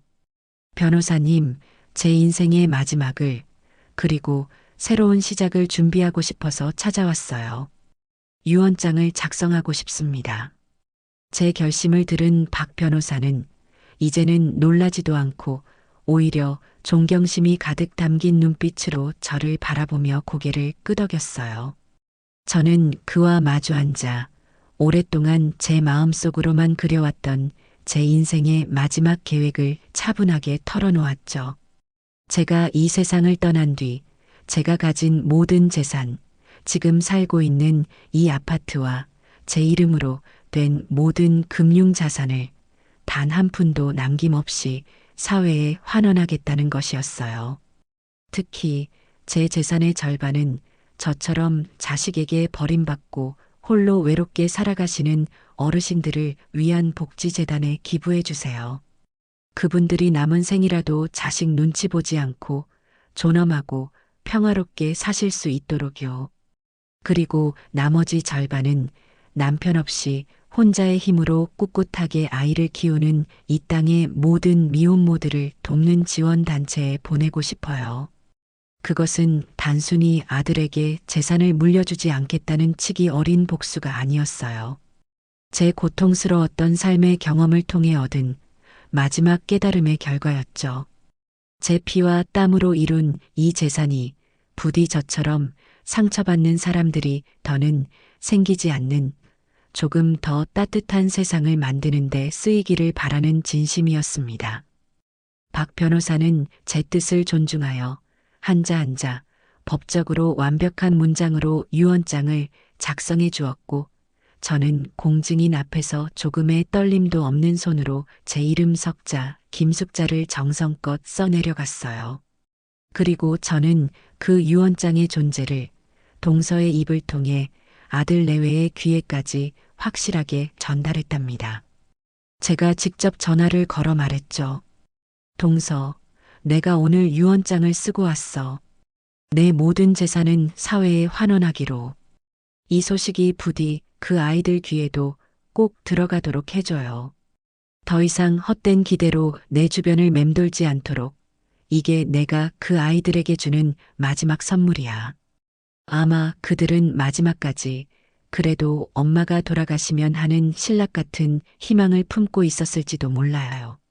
하지만 그 소식을 전해 들은 순간 그들의 마지막 희망 회로는 완벽하게 타서 끊어져 버렸을 겁니다. 이제 그들에게 남은 것은 아무것도 없었어요. 그들의 불행이나 후회에 대해 저는 이제 더 이상 아무런 관심도 감정도 없어요. 제 마음은 완벽한 무의 상태, 완벽한 평화의 상태에 도달했죠. 창밖을 내다보니 어느새 마지막 잎새까지 다 떨어진 앙상한 나뭇가지 위로 하얀 첫눈이 소리 없이 내리고 있었어요. 묵은 모든 것을 덮어버리는 저 눈처럼 제 인생도 이제 새로운 계절을 맞이할 준비가 된 거예요. 제 인생의 진짜 주인공은 이제부터 시작이니까요.